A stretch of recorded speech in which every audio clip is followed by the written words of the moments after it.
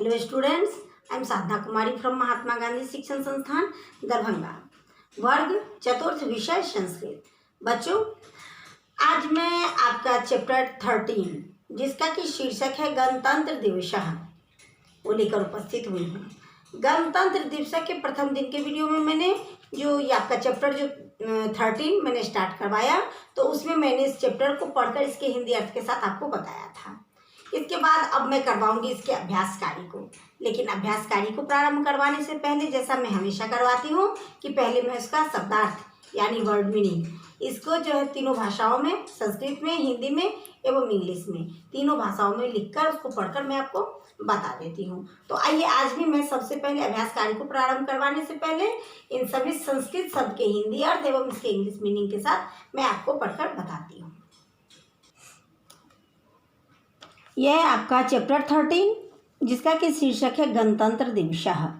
गणतंत्र दिवस में मैंने आज आपको लिए शब्दार्थ यानी संस्कृत शब्द के हिंदी अर्थ एवं इंग्लिश मीनिंग को मैंने लिखकर यहाँ पर रखा है, जो कि मैं पढ़कर इसके संस्कृत उच्चारण के साथ इसके हिंदी अर्थ को पढ़ूंगी, इसका इंग्लिश मीनिंग भी मैं पढ़ूंगी।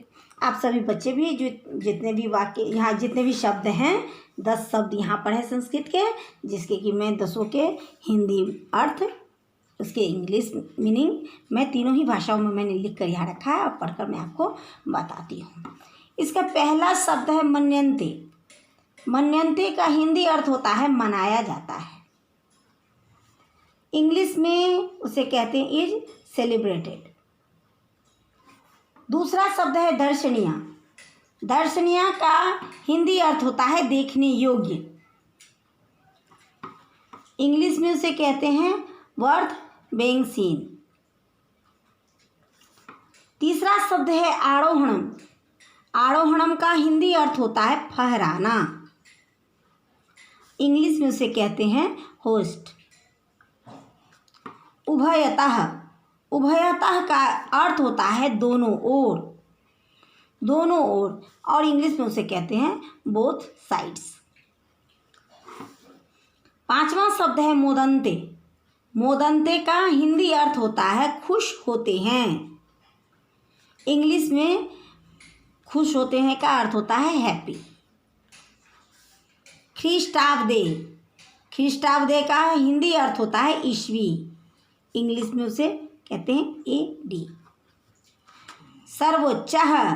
सर्वोच्च का हिंदी अर्थ होता है सबसे बड़ा। सबसे बड़ा हिंदी अर्थ है, और इंग्लिश में इसका जो मीनिंग होता है वो होता है हाईएस्ट।